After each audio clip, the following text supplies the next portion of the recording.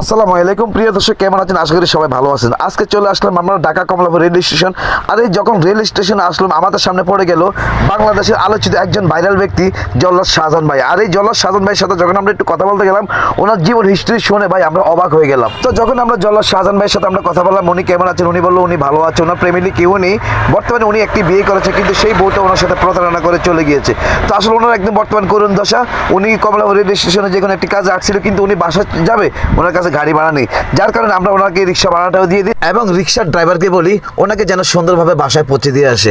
তো আসলে উনি একজন খুব সরল সোজা মানুষ, খুবই একজন ভালো মানুষ। আর আজকে যদি এই শাহজাহান ভাইয়ের যদি কোটি কোটি টাকা থাকতো, আর এই শাহজাহান ভাইয়ের সাথে দেখতেন 3-4টা মেয়ে ঘোরাঘুরি করতো এবং রিক্সা ভাড়া নিয়ে সমস্যা হতো না। যতটুকু বুঝতে পারলাম, যে ব্যক্তির টাকা নেই, আমি মনে করি ওই ব্যক্তির পৃথিবীতে কোনো মূল্য নেই। সত্যি কথা বলতে কি, মানুষের সাথে না চললে, মানুষের সাথে না মিশলে বোঝা যায় না যে মানুষটি কেমন। তো এখন দুপুর 2টা বাজে, উনি এখনো ভাত খায়নি, কারণ ওনার ভাতের পকেটে টাকা নেই, উনি বাসায় গিয়ে ভাত খাবে। আর এই ভিডিওটা যদি ভালো লেগে থাকে অবশ্যই একটি লাইক করবেন এবং ভিডিওটা শেয়ার করবেন। সবাইকে ধন্যবাদ। আসসালামু আলাইকুম। ধন্যবাদ।